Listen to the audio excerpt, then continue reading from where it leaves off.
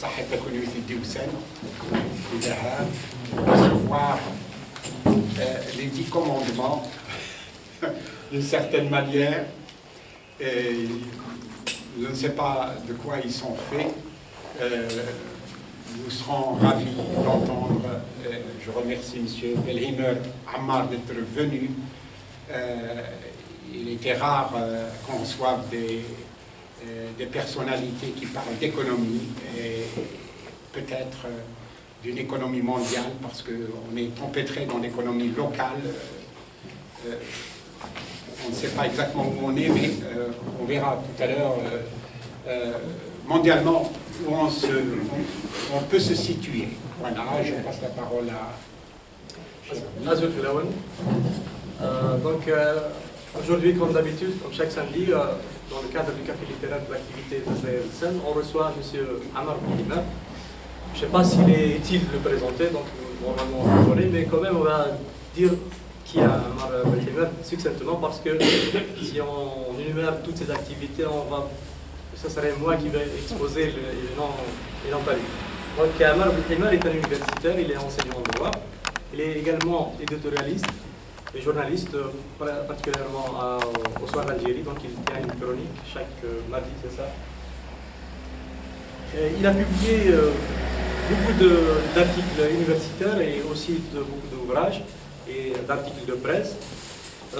Parmi ces ouvrages, nous avons La dette extérieure de l'Algérie, donc une analyse critique des politiques d'emprunt et d'ajustement, paru en 1998 aux éditions Casbah.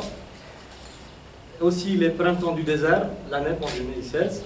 Et le dernier, enfin c'est plus le dernier, parce que la semaine prochaine nous aurons une sortie d'un... Donc ça, là c'est l'avant-dernier, mais sur les étals, c'est ce qu'on trouve, c'est le dernier. Donc c'est les 10 commandements, les 10 nouveaux commandements de Wall Street paru en 2007. Donc alors que les 10 commandements, donc ça a une connotation très religieuse.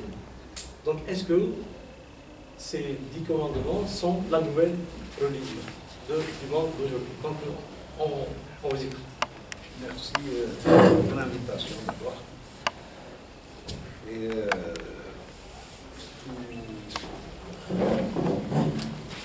tout mon encouragement pour les luttes que vous menez sur la démocratie, l'expression et de l'échange. C'est un pays qui a besoin d'échange, absolument, de tolérance mutuelle pour avancer. Donc, effectivement, l'idée sous-jacente à cet essai est que le monde change de religion. Nous sommes sortis de l'ère de doctrine politique pour aller vers une nouvelle religion de notre point de vue, qui est le néolibéralisme, le dogme néolibéral. J'ai fait le rapprochement entre les 10 commandements de Moïse, sur le mont Sinaï, que Dieu a remis sur le mont Sinaï, et les 10 lois fondatrices du consensus de Washington de 1990 qui a suivi l'effondrement de l'Union soviétique et qui a imposé au monde la voie à suivre sans autre voie parallèle, comme c'était le cas avant avec l'existence du bloc de l'aide de l'Union soviétique. Donc, je crois qu'en pensant à l'idée de nouvelle religion, on n'avait pas tort, puisque je pense que ce qui arrive au monde arabe est une instrumentalisation d'une religion pour combattre l'islam. C'est ma conviction. Je pense que, pourquoi? Parce que je pense que le nouveau dogme néolibéral ne tolérera aucune autre croyance que la sienne. Et aucune autre institution que la sienne, de mon point de vue. J'en veux pour preuve la manipulation de l'islam, pour mieux l'enterrer, c'est ma conviction, et la lutte contre l'institution, par exemple, familiale, quel que soit le mobile. La famille est un frein, est un résidu de l'ancien mode pour le néolibéralisme, qui est un frein à l'expansion des nouvelles convictions, la nouvelle idéologie néolibérale. Mais ça, ce sont un peu les conséquences idéologiques. Avant d'en arriver là, il faut s'interroger quelles sont les 10 commandements du néolibéralisme. À mon avis, et je les ai rédigés, moi, pour la circonstance, en utilisant le Nouveau Testament comme structure de rédaction. Dans la rédaction du Nouveau Testament, j'ai inclus les mots d'ordre du consensus de Washington. Ça donne l'expression suivante, donc une consistance du dogme néolibéral, avec comme premier commandement, seule la discipline budgétaire, tu aimeras et tu adoreras parfaitement. Donc, premier dogme, la discipline budgétaire.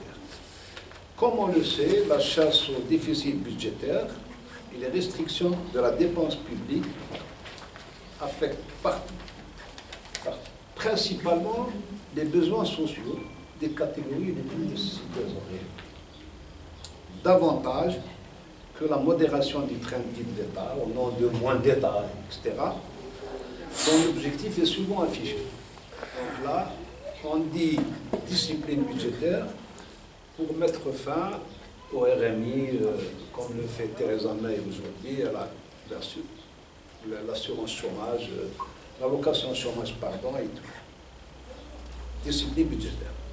Le deuxième commandement du néolibéralisme, réorientation c'est dans le même sens que le premier. Réorientation des dépenses publiques, tu respecteras. Fuyant déficit excessif et besoins inutiles.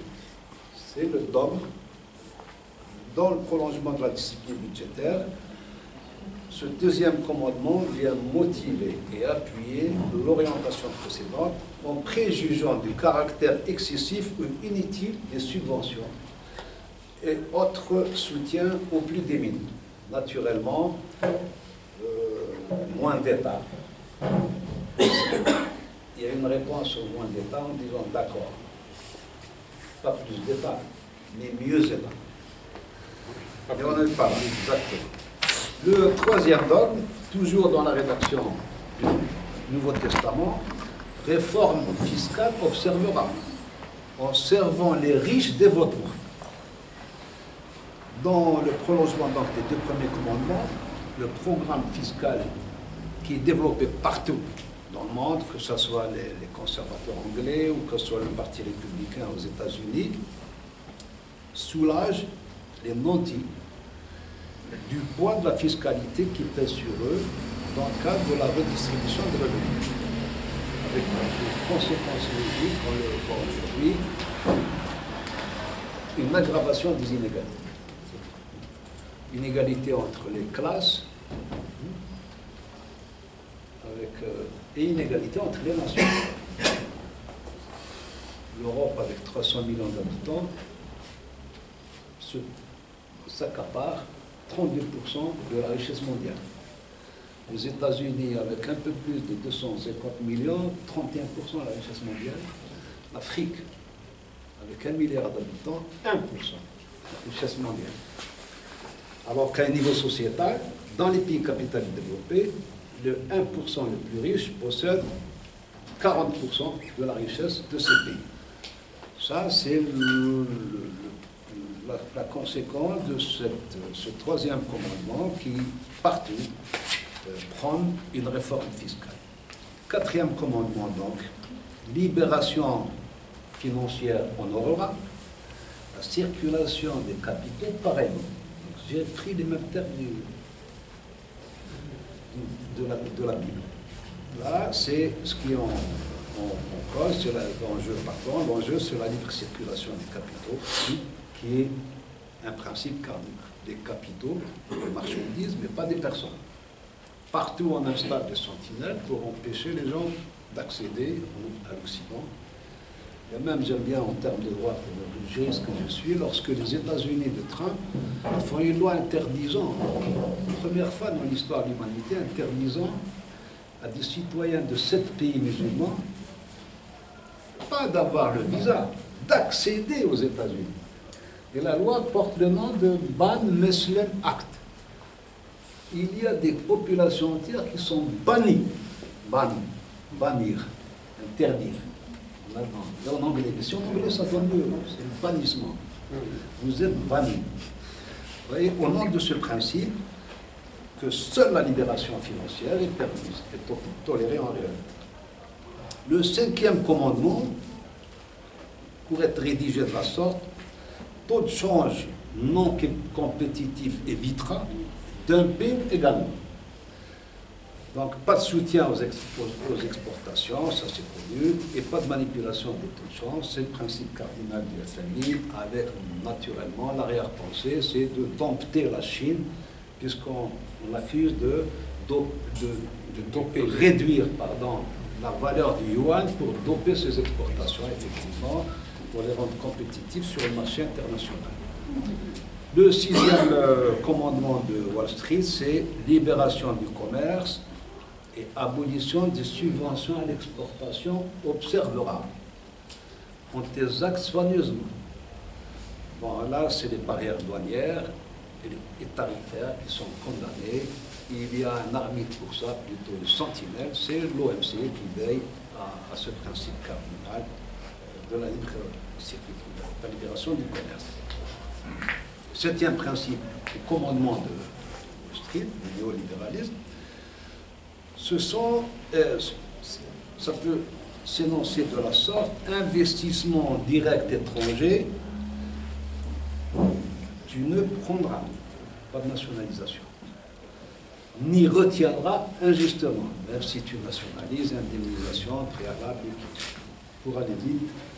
Je passe au 8e principe, qui peut être rédigé de la sorte: industrie d'État bannira, et le plein emploi également. Donc là, c'est l'éviction de l'État de toute la sphère économique, pas seulement des sphères normales, de toutes les sphères, y compris industrielles, quelle que soit la situation. Le 9e principe peut être rédigé de la sorte: en déréglementation veillera à rester entièrement, c'est-à-dire déréglementer le premier concept introduit par le néolibéralisme dans les années 90, c'était d'échapper à l'empire du droit, déréglementer. C'est comme si tout l'héritage du libéralisme empêchait le nouvel ordre mondial néolibéral de s'installer. Donc on a dit un peu tout ce qui est droit est honni. Donc on est passé d'un système qui prend l'ordre, qui prend la démocratie, qui prend la régulation, c'est l'ordre libéral, vers un droit qui est hors la loi. C'est un peu le cas de la déréglementation dans laquelle le néolibéralisme veut supplanter le libéralisme. Et puis, dernier commandement: droit de propriété ne convoitera pour les avoir malhonnêtement. Donc ça, c'est un peu la protection de la propriété intellectuelle, qui est naturellement perçue dans le siège de la théorie classique là comme étant le moteur de l'innovation et le socle protecteur de la recherche de développement. Voilà. Reformuler les commandements de Dieu à Moïse, reformulés dans le contexte néolibéral. Ces commandements ont, de mon point de vue, des conséquences économiques et politiques majeures. Conséquences économiques doubles, essentiellement. La première conséquence, c'est l'installation d'une économie de casino. Les bourses n'ont plus les mêmes fonctions qu'avant, c'est-à-dire collecter les parts pour l'orienter vers les secteurs les plus rentables. Maintenant, les bourses, avec la nouvelle ingénierie financière du néolibéralisme, sont des centres de spéculation, de circulation des capitaux, en vertu de la seule rentabilité à court terme. Il y a un court-termisme qui est collé à cette notion d'économie de casino. La deuxième conséquence économique, c'est l'endettement. Le nouvel ordre néolibéral est arrivé à des niveaux d'endettement jamais égalés dans l'histoire des pays développés. L'Amérique actuellement a une dette extérieure publique de 65 000 milliards de dollars. La France, 6 000 milliards de dollars. À l'exception de l'Allemagne, qui est un pays créancier, tous les autres pays capitalistes développés, l'empire, le chantre, l'antre du néolibéralisme, vit de ses dettes. Dans le cas de l'Amérique, il y a une perversion, c'est que le montant exorbitant des dettes rend impossible, quasiment impossible, toute éventualité de remboursement de cette dette. Deuxièmement, la dette exorbitante des États-Unis sert à financer la puissance militaire des États-Unis, puisque le budget militaire américain est de 650 milliards de dollars par an. Pour 2018, c'est de 660 milliards. En comparaison, on parle de Poutine comme étant un militariste dictateur. La Russie a un budget militaire de 50 milliards de dollars. 12 fois moins que celui des États-Unis. La France a un budget militaire de 25 milliards de dollars. Dernier livre blanc sur la défense, ce n'est que 25 milliards. L'Amérique, c'est 660 milliards par an. Ce qui a amené l'Amérique à accumuler une dette donc, de 65 000 milliards de dollars avec pour principal créancier la Chine. La Chine qui guette son tour dans l'horizon 2049. Ils ont dit on va fêter le 100e anniversaire de la République populaire de Chine en supplantant les États-Unis. Ils donnent de l'argent à l'Amérique. Ils savent qu'ils ne seront pas remboursés. Mais la dette américaine, paradoxalement, elle est devenue une monnaie d'échange. Je ne peux pas te rembourser, mais je te cède des parts de marché en Asie du Sud-Est. Je dégage de la mer de Chine. Je monnaie ma dette. Voilà un peu la seconde caractéristique perverse économique du nouvel ordre néolibéral. Conséquence politique, l'ordre libéral, démocratique, ancien, multipartiste, n'est plus qu'un vieux souvenir. Il a cédé la place à une plutocratie, pouvoir de l'argent. Il s'est emparé de toutes les strates du pouvoir, donc l'argent a totalement supplanté ou pourri l'idéal libéral et démocratique ancien. L'équation se réduit aujourd'hui à ce que le prix Nobel d'économie américain Stiglitz, qui était un démocrate de gauche à l'époque de Clinton, membre du Conseil national économique américain, appelait $1 une voix. $1 une voix. On disait ce principe était modéré par le fait que le droit américain imposait un peu des limites aux contributions, entre guillemets, ce qu'on appelle les contributions, c'est-à-dire les financements des campagnes électorales. Manque de peau. Sous le second mandat d'Obama, la Cour suprême des États-Unis enlève les limites au financement des campagnes. Donc maintenant, c'est au plus fort d'imposer sa voix. Et on a eu des candidats aux dernières campagnes dont tous les candidats américains plutôt ont dépensé autour d'$1 milliard pour leur campagne, quelle que soit la couleur politique de ce candidat. Voilà. Ça me permet de conclure sur une expression du pape François, que je rejoins totalement, et qui va rectifier beaucoup de nos pensées. Il dit, au cœur du monde d'aujourd'hui, il y a le Dieu argent. C'est là qu'est le premier terrorisme.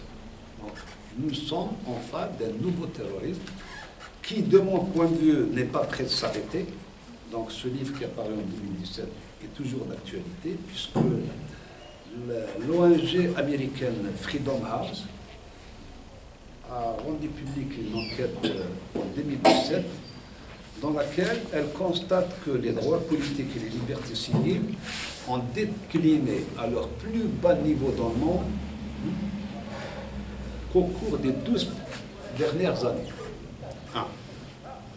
Et elle constate qu'au cours des 12 dernières années, les pays qui ont évolué vers des autocraties, des dictatures, des régimes autoritaires sont nettement plus nombreux que les pays qui ont évolué en sens inverse vers la démocratie.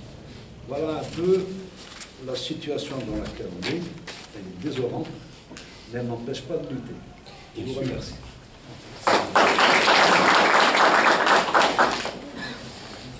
Voilà, on vous remercie pour cet exposé succinct et très instructif. Donc, on va lancer le débat. Et comme c'est moi qui donne la parole, je vais commencer par moi-même.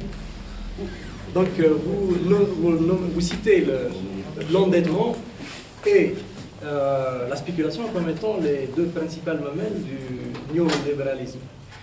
Donc, où peut-on situer l'Algérie dans cette structure mondiale, sachant que vous avez énuméré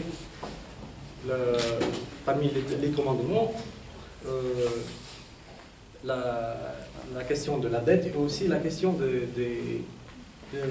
du budget. Donc, on sait que le budget ou bien la dépense publique de l'Algérie ne respecte pas du tout ce que vous voulez ce que prône le nouvel ordre mondial. Dans la conception néolibérale, l'endettement est un privilège des pays développés. On peut s'endetter dès lors qu'on fait partie de la famille des décideurs de l'Empire. L'Empire étant l'Amérique. L'Amérique a le droit de s'endetter dès lors qu'elle le fait pour assurer la stabilité, la paix et l'ordre dans le monde. Puisque c'est elle qui finance. Les États-Unis sont présents dans plus de 100 pays, dans des bases militaires, une présence militaire qui compte plus de 100 pays. Dans la conception néolibérale, c'est légitimement que l'Empire s'endette. Mais ce privilège, la France à la limite. Si vous êtes membre de l'OTAN, peut-être. Mais pour les pays qui sont dans la périphérie, l'endettement n'est plus un privilège. Ça devient une part, ça devient une maladie. Donc, mieux que ça, l'endettement devient un moyen de soumission à l'ordre néolibéral. Prenez l'Algérie. De 1994, c'est-à-dire date où notre pays a déclaré son incapacité à honorer des engagements extérieurs. Nous n'avons pas d'argent pour payer nos crédits. D'accord? On va au FMI, il nous accorde une première tranche de crédit, une deuxième, 3 ans, facilité annuelle, et après élargie à 3 ans, ainsi de suite. Pendant toute la période où nous étions sous le sérum du FMI, il y avait un certain nombre d'instructions qui étaient données, y compris les projets de loi passés à Washington avant leur passage à l'Assemblée nationale. C'est une mise sous tutelle de l'économie nationale qui a duré jusqu'en 2003. Pourquoi 2003? Tout bêtement parce qu'il a été décidé de rembourser de façon anticipée la dette extérieure. On avait de la réserve de change.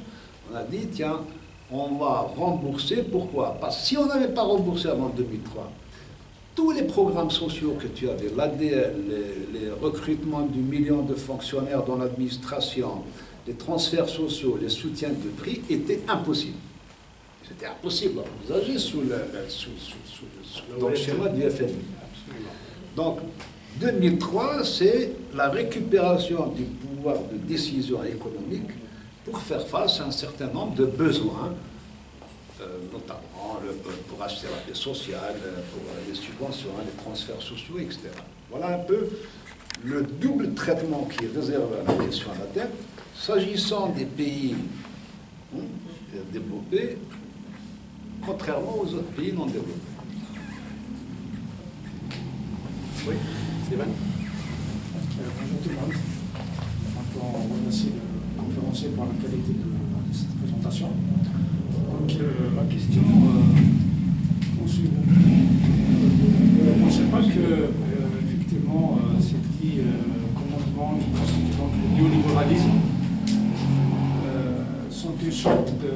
Ils sont destinés beaucoup plus pour les pays en développement, une sorte d'advices pour les pays en développement, alors que les pays développés à leur tête, les États-Unis, font exactement le contraire. Donc ils sont en train de beaucoup plus de protéger leur économie. L'exemple dernièrement, le conflit entre, par exemple, les États-Unis et la Chine. Là, ça me revient aussi à l'idée, parce que vous avez évoqué Stiglitz, qui a parlé aussi dans son livre, je crois, intitulé Le capitalisme qui perd la tête, quelque chose comme ça. Il a bien dit qu'à l'époque justement de Clinton, les États-Unis conseillent les autres pays d'ouvrir leurs économies de déréglementer leur marché financier, etc., alors qu'eux, ils font exactement le contraire. Donc, est-ce que vous pensez qu'effectivement, que ces décommandements sont destinés beaucoup plus comme produits et sont vendus pour les pays en développement, alors que eux, les pays de l'Occident, font carrément le contraire?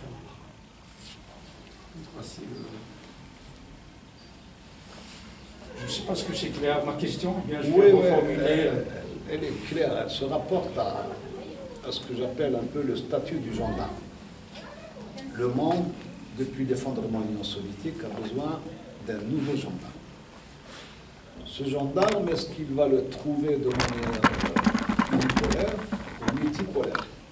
C'est un peu la question qui se pose aujourd'hui.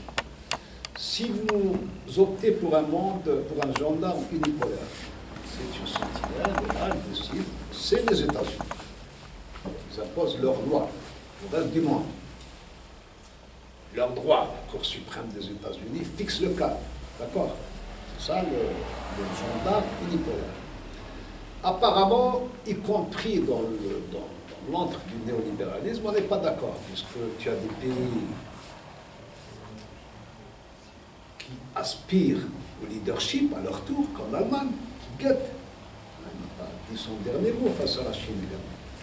Et qui disent le meilleur compromis, c'est un gendarme multipolaire qui est actuellement le cadre, de manière globale, le cadre de l'ONU.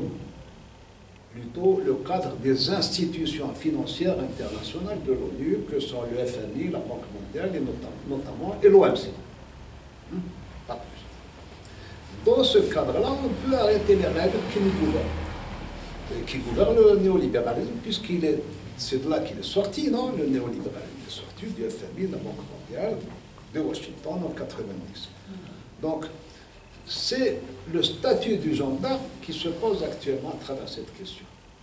Les États-Unis ne veulent pas lâcher la bride, ils ne veulent pas lâcher le morceau, et ils disent « nous sommes le seul gendarme, nous sommes l'Empire ». Et c'est contesté. Vous voyez un peu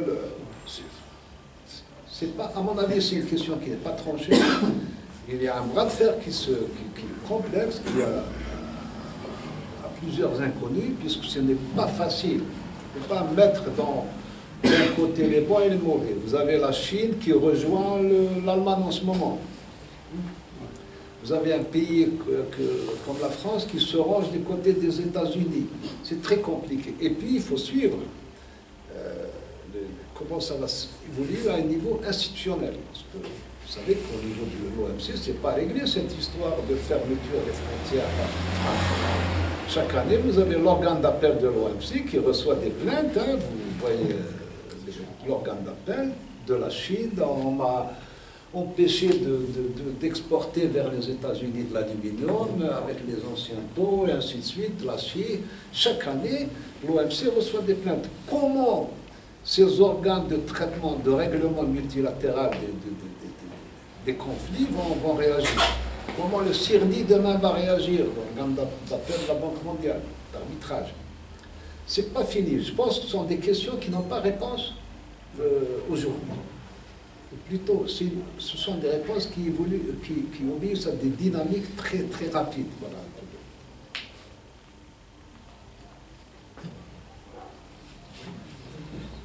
Oui. Tout à l'heure, vous avez la question de la crise politique et économique. Vous avez défendu une thèse selon laquelle l'idéologie libérale combat l'islam. Si c'est le cas, comment explique-t-on le fait que certains pays qui sont des acteurs de ce néolibéralisme s'accommodent avec certains pays islamiques, comme l'Arabie saoudite? À mon avis, il y a autant d'idéologies dans l'islam que dans le reste du monde.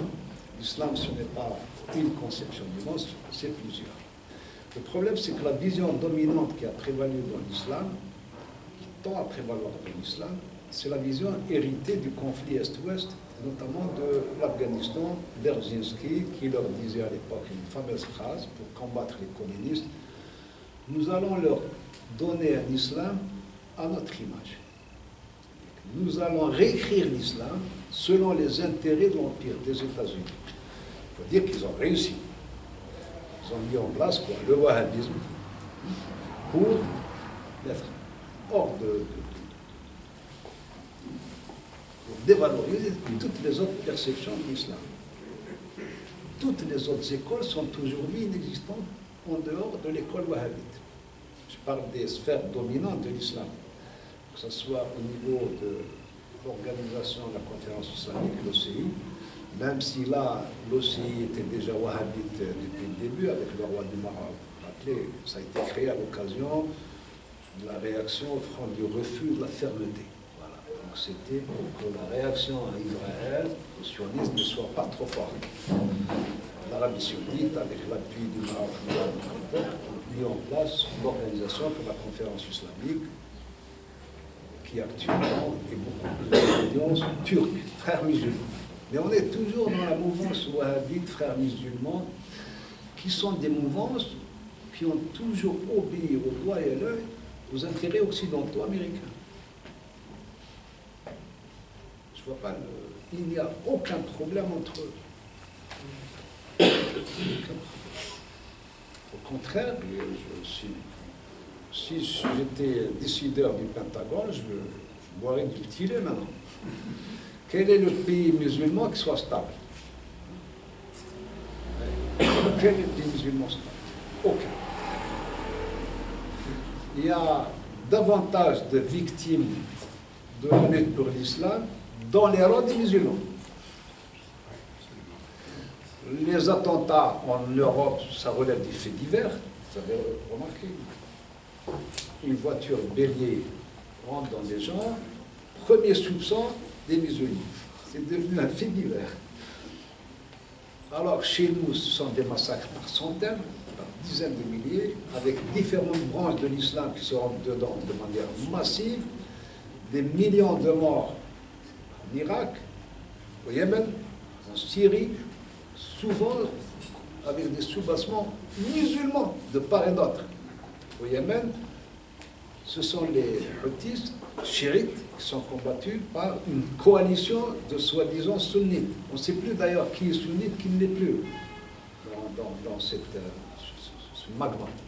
C'est un magma violent qui est instrumentalisé, de mon point de vue, totalement instrumentalisé, et qui est très très loin de l'islam qu'on a connu jusqu'aux années 70.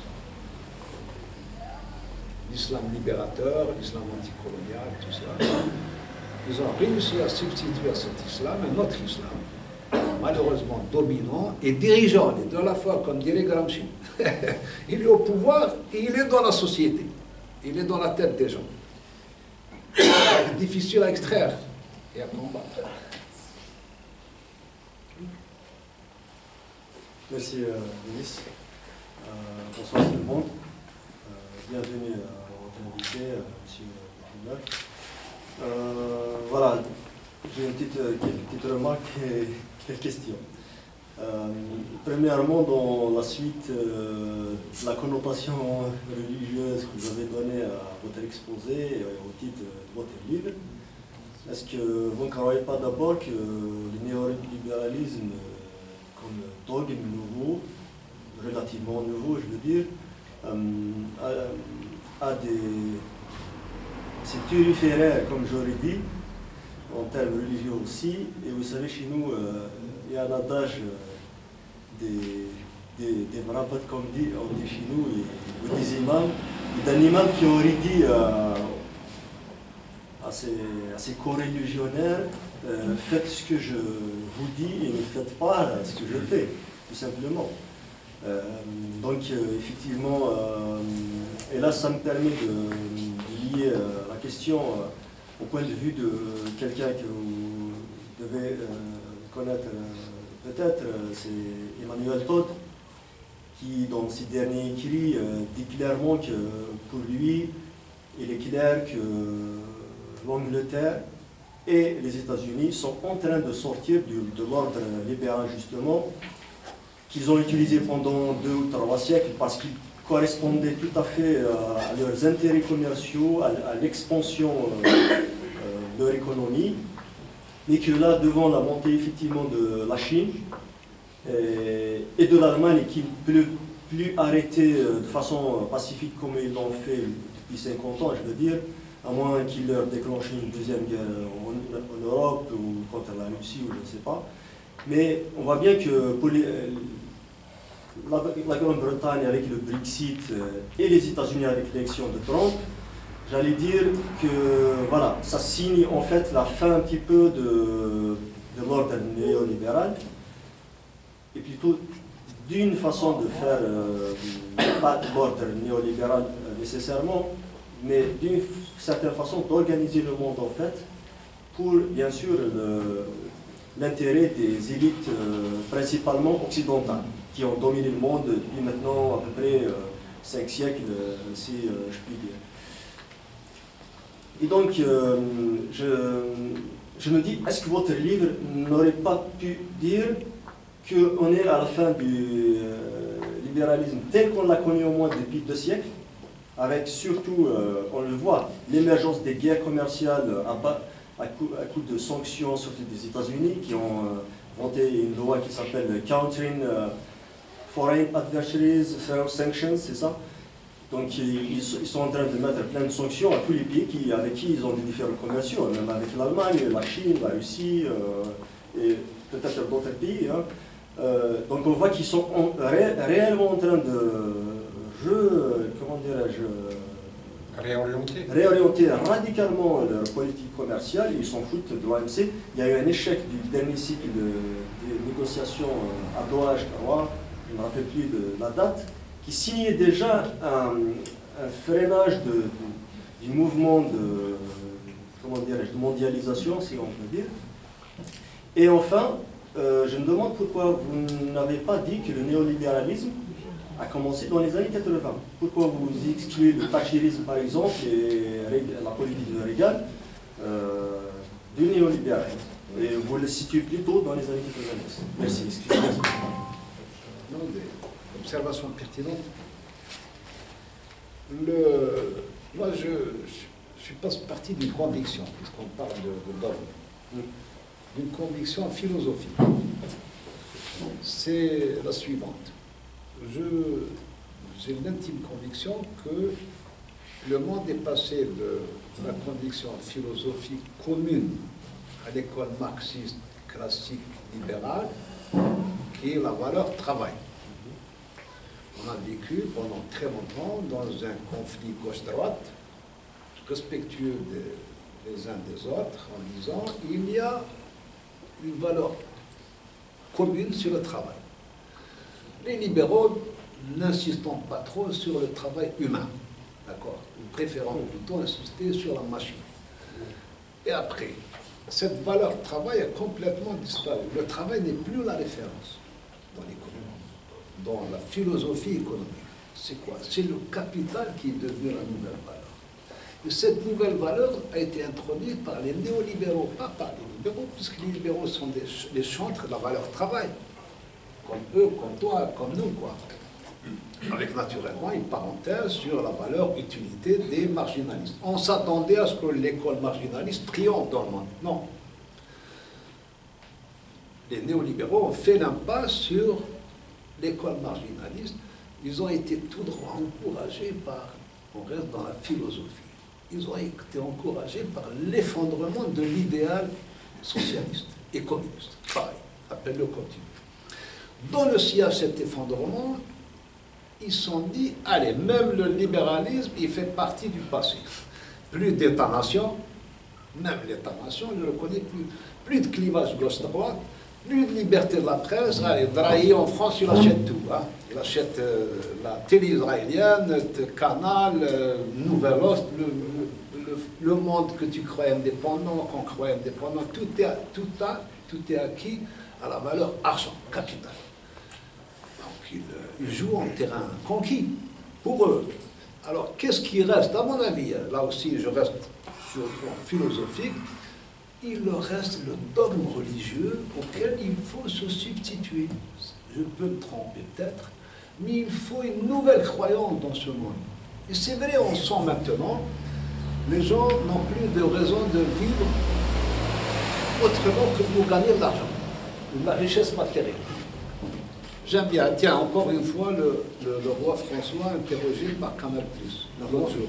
François, le pape. C'est la même chose. C'est la même chose. Ils ont une banque qui est très riche, oui. Ils ont une banque quand même qui est très riche. Alors, il parlait de la valeur capitale en disant « Je ne comprends pas les gens qui se permettent des niveaux de richesse en termes de milliards de dollars. » Il dit, ils savent pourtant que demain, lorsqu'ils mourront, ils ne pourront rien emporter avec eux. Il dit, je n'ai pas trouvé de droit qui enveloppe des morts et qui ait des poches. Peut-être des chèques ou des diamants, je ne sais pas quoi. Alors qu'il part nu. Même François était surpris par le caractère quasi religieux de ça. Et je crois que ça touche toutes les sociétés. Toutes les sociétés. Et il a raison de dire d'ailleurs que le premier terrorisme qui affecte l'humanité, c'est le terrorisme de l'argent. On tue davantage pour l'argent que pour autre chose, que pour des convictions. Bon, monsieur le général, pour rester toujours dans le sillage de votre livre, mais parlons plutôt de nouvelles orientations du gouvernement algérien. C'est-à-dire, ce qu'on maîtrise un peu mieux. C'est-à-dire, si on vous donne par exemple, il y a 3 axes. Il y a le nouveau code du travail qui arrive. Donc là, nous avons beaucoup plus, il y aura une dominance du patronat sur les fonctionnaires. Il y a la nouvelle loi de la santé qui vient de passer à l'APN, où les spécialistes disent qu'il y aura une ouverture donc, des investissements privés dans le secteur. Il y a aussi, dans le monde agricole par exemple, il y a les meilleures fermes pilotes qui seront données au privé. Donc, si on prend uniquement ces 3 axes importants, sans parler d'autres secteurs, peut-être où il se passera la même chose, ne pensez-vous pas que nous sommes le noyau un peu idéal pour nous inscrivons directement dans cette politique, dans cette idéologie néolibérale? Peut-être pour ça que les États-Unis ferment les yeux sur ce qui se passe actuellement chez nous, en termes des élections, etc. On ne dénonce jamais rien de ce qui se passe en Algérie. Honnêtement, je ne crois pas que le décideur algérien obéisse à un dogme ou à une philosophie ou à une idéologie. Je crois que c'est un décideur pragmatique qui a les yeux rivés sur le montant des stocks de monnaie étrangère, de devises étrangères. En Algérie, toute la vie économique, sociale et politique est régulée par rapport au niveau des réserves de change. On remarquera par exemple que les seuls moments où le pouvoir s'ouvre vers les libertés, ou tolère des espaces d'expression de liberté, ce sont des moments de tarissement de la rente pétrolière. C'est lorsque les caisses sont vides qu'on autorise des écarts, entre guillemets, dans la tête du décideur. Dès lors que les caisses sont pleines, on restaure l'autorité, on restaure la bureaucratie, on restaure l'administration et un mode de gouvernance autoritaire. Vous voyez un peu, y compris le code communal. On demande actuellement à revoir le code communal pour donner davantage de prérogatives aux élus, pour devenir démocrate. Parce que le secrétaire général qui faisait la loi, avant, quand les caisses étaient pleines, n'a plus de caisses pleines. Les caisses étant vides. Vous êtes élu par le peuple, démocratie participative, entre guillemets, avec ton électeur. Et je te donne plein pouvoir. Je suis un démocrate. Je te donne tous les pouvoirs d'être libre avec ton électeur. Parce que les caisses, mais n'attends rien de moi en contrepartie. Ça, moi je l'ai remarqué dans ma thèse sur la dette extérieure, j'ai remarqué que les moments d'ouverture démocratique en Algérie depuis 62, ce sont des moments de tarissement des réserves, des recettes d'exportation. Dès que les recettes d'exportation augmentent, les libertés sont tirées vers le bas. Ça, c'est incroyable, ça. Et ça n'a jamais été démenti. Il n'y a jamais eu d'ouverture démocratique en période d'aisance financière. Vous avez vu le printemps arabe, 2011-2013. Le pouvoir tremblait, mais il n'a pas ouvert. Il a distribué de la rente. Je donne l'ADN. Je donne 12 milliards par an de subventions. D'accord. Je crée 1,5 million d'emplois administratifs fictifs, hein, parce qu'il y a un problème de qualité de l'emploi. Même l'emploi des jeunes, il est là, il occupe un bureau, et on ne sait pas ce qu'il fait, mais il a un salaire. L'important, c'est qu'il n'y ait pas de printemps arabe. Y compris une menace géopolitique, on n'a pas répondu par les libertés comme on s'attendait d'ailleurs à ce que ça soit fait. Le code de la presse, on l'a amendé en 2012. Mais pas dans le sens de l'ouverture, dans le sens de travail, le code du travail, pareil. Donc il ne faut pas croire qu'il y a de l'idéologie derrière, qu'il y a de la conviction. Ce sont les réserves de change qui constituent le paramètre fondamental de la gouvernance dans notre pays. Jusqu'à nouvel ordre, c'est le seul paramètre. C'est-à-dire l'idée de l'oligarchie qui monte en Algérie ne tient pas... C'est parce qu'il n'y a pas de moyens, c'est tout. L'État se désengage faute de moyens. Mais le jour où j'aurai les moyens de me substituer à toi, je te mettrai en prison, comme j'ai mis Khalifa en prison. Faut se poser toi.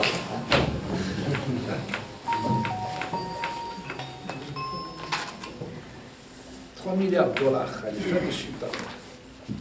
Il y a un Khalifa qui va venir. Et il sera en prison le jour du 6. C'est vrai, il a raison, c'est bien de parler de l'Algérie. Donc je voulais poser une question sur l'Algérie. Donc effectivement, au moins depuis 2009, en Algérie, on assiste à des restrictions budgétaires, limitation des importations, etc. Donc qu'est-ce que, à votre avis, cette politique, c'est une sorte de résistance justement à ce nouveau ordre mondial, ou bien c'est une politique donc, qui vise à prolonger ou bien à préserver la rente, ou bien troisièmement c'est un nouveau modèle de développement qu'on envisage de mettre en place. Voilà, vous êtes un peu... C'est un discours à la Poutine. Poutine divise le monde en deux parties. Il dit, pour ne pas mécontenter les démocraties occidentales, il y a une démocratie à l'occidentale, même si elle vire vers la plutocratie. Il dit, mais à côté, il y a des démocraties nationales. Plusieurs. La Chine, l'Inde, la Russie, peut-être l'Algérie. Oui, effectivement, ça m'a échappé parce qu'en Algérie, on présente un peu ces politiques-là depuis 2009, etc. Elle est seule, comme une sorte de souveraineté économique nationale, etc. Le vote à la Ligue arabe, il est révélateur de ça, de ce que vous dites. L'Algérie était seule un jour dans un vote à la Ligue arabe.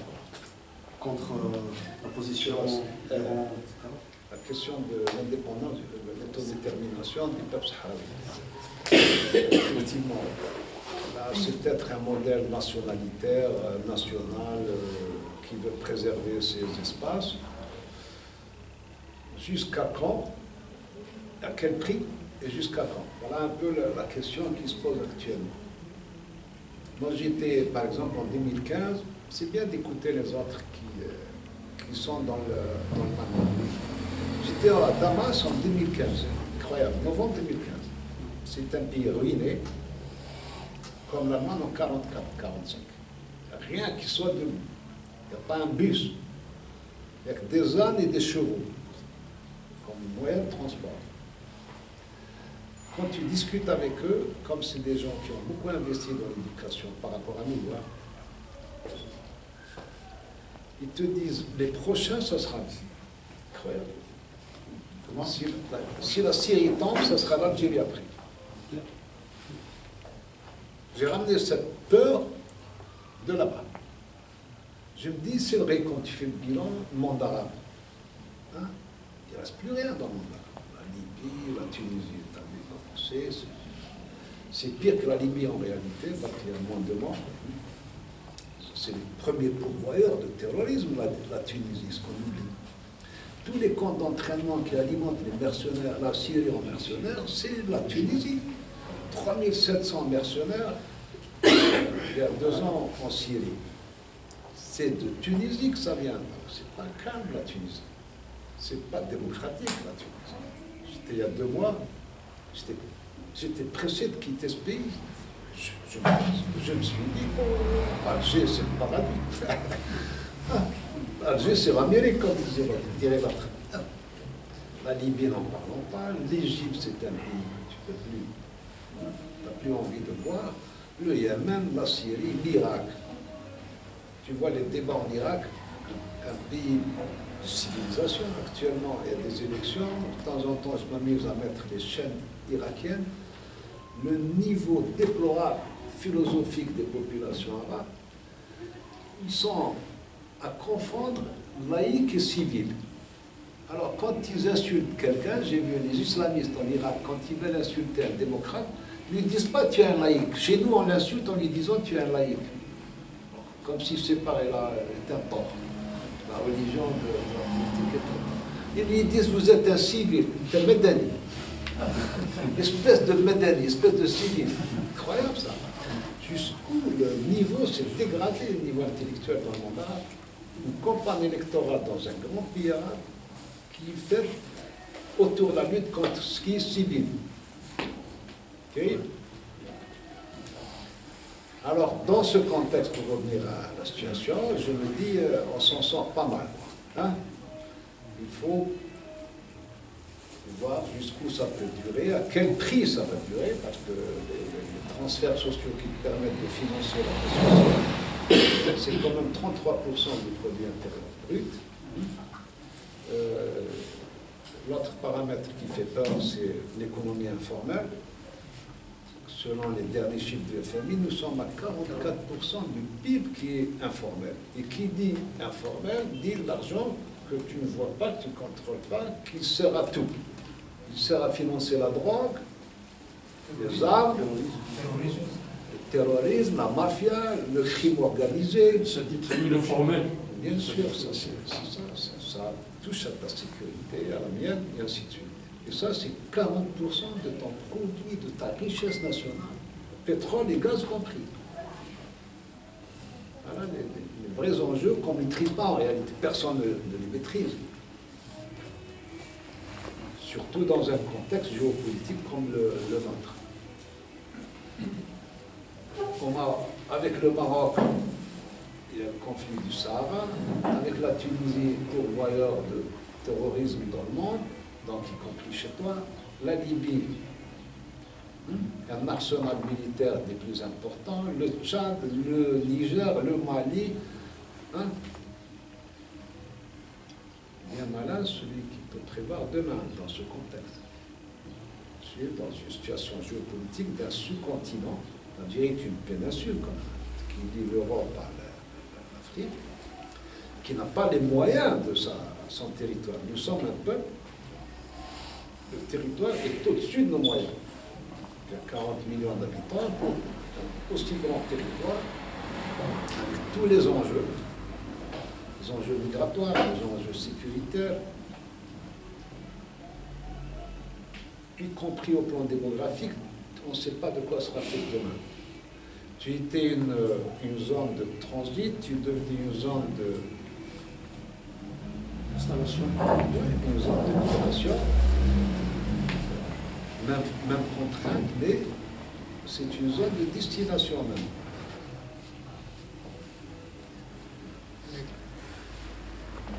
Bon, juste dans la même lancée, quand vous parlez d'argent qu'on ne contrôle pas, qu'est-ce que vous pensez du Bitcoin? le Bitcoin, la cryptocurrency. La monnaie électronique. Voilà, la monnaie électronique.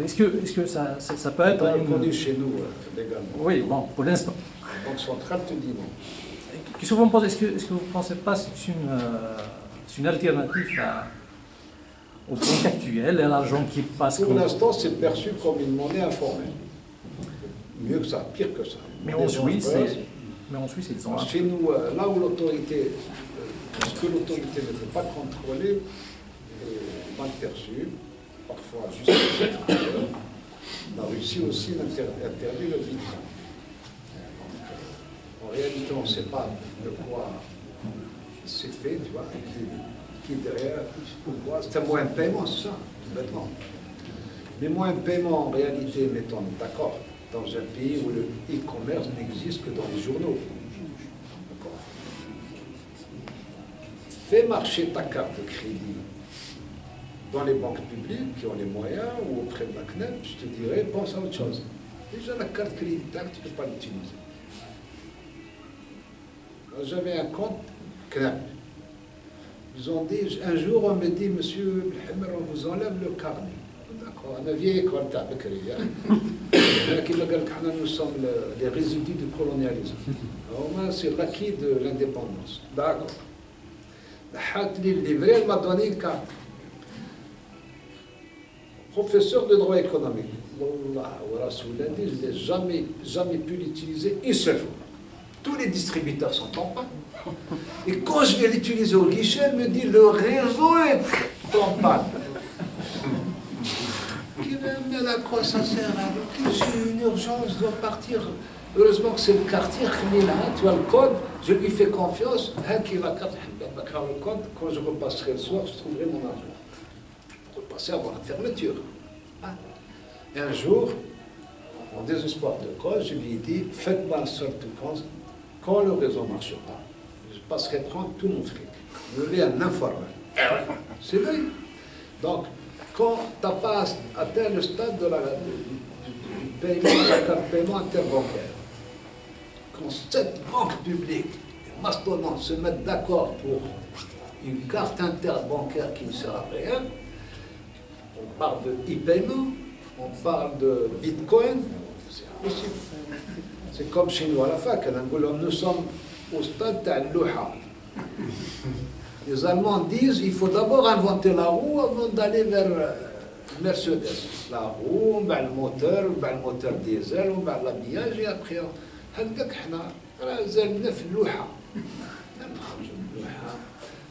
utilisera le stylo, la feuille.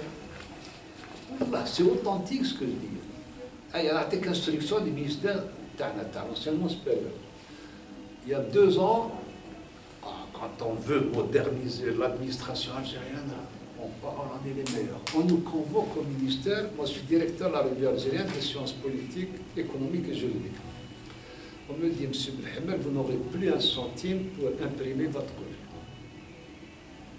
On a décidé officiellement, toutes les revues doivent être électroniques. Et c'est quoi? Comment ça électronique? Ardia. Ardia. Ardia, c'est quoi Ardia? Une plateforme qui permet à tous les enseignants de soumettre leurs recherches publiées selon quoi? Selon la presse, je suis un vieux de la vieille, on appelle ça une charte graphique. Une maquette, des rubriques, tu as compris, c'est facile à faire. Chapitre 1, 2, 3, 1, Ardia. Vous concevez votre revue, vous la mettez dans une plateforme, d'accord? Le gars propose son article, vous le soumettez à 2 lecteurs qu'il ne connaît pas. Donc seul vous connaissez leur mail. Vous voyez un peu les enseignants algériens, vous mettez un article de quelqu'un, d'un confrère, il a ma gauche. L'année, il ne le fera pas exprès, il te dit, j'ai oublié de le lire parce que je ne suis pas intéressé. Pas d'argent derrière. Il a raison de ne pas travailler pour rien. Ardia. Alors, j'ai continué à imprimer ma revue, honnêtement, à crédit chez l'État, puisque l'État, c'est une écriture comptable. Recouvrement de base. Heureusement que j'ai fait ça. Par tous les autres enseignants qui ont suivi l'Ardia, comme on dit, beaucoup de bien de cas toujours, ils n'ont pas encore publié. Ardia. Et avec quelques avis, je n'ai même pas de secrétaire, je n'ai même pas un poste valable, un poste avec virusé. Oh, je n'ai pas Internet à la fac, je n'ai pas de technicien, je n'ai pas d'ingénieur, tu me parles de plateforme. Non, c'est ridicule. On parle de choses. Les Allemands découvrent la roue, le moteur diesel, comme dit François Pirot. Le développement est un processus continu. C'est bon. Et cumulatif, de génération en génération. Il y a la notion de temps, il y a la notion intergénérationnelle. C'est pas, ça ne descend pas du ciel. Voilà. On a fini. Je prends la route. Non, une dernière question. Actuellement, bon, on voit qu'il y a des guerres un peu partout, mais beaucoup plus, soit dans les pays arabes ou, comme on dit, du tiers-monde. Mais on sait que derrière chaque guerre, il y a une question économique. Une question économique qui soit directe, à multiples visages d'ailleurs, directs et indirects. Dans le cas de la France, quand elle a intervenu au Mali, c'était l'or qui l'intéressait. Donc, mais en parallèle, elle vendait aussi ses armes pour les munitions. Un peu partout aussi dans d'autres pays arabes ou du tiers-monde en Afrique, c'est un peu la même chose. Vous aviez dit tout à l'heure, vous parliez de la Syrie. Qu'est-ce qui a attiré les États-Unis, enfin l'Occident, pour attaquer d'une part l'Algérie? Et comme ils vous ont dit, et on l'a entendu même nous aussi, que le prochain, si la Syrie tombe, ça va être l'Algérie, qu'est-ce qui risque d'attirer l'Occident pour venir nous faire la guerre? L'Algérie n'est pas un pays pétrolier, on se met d'accord. Mais nous sommes, je crois, la 4e réserve de gaz dans le monde. C'est très important ça, il ne faut pas l'oublier ni le perdre de vue. Vous avez raison de mentionner l'attrait des sources d'énergie. Pour l'instant, c'est autour des sources d'énergie ou des voies de navigation que s'organisent les conflits. Les États-Unis sont présents dans toutes les sources de pétrole et de gaz.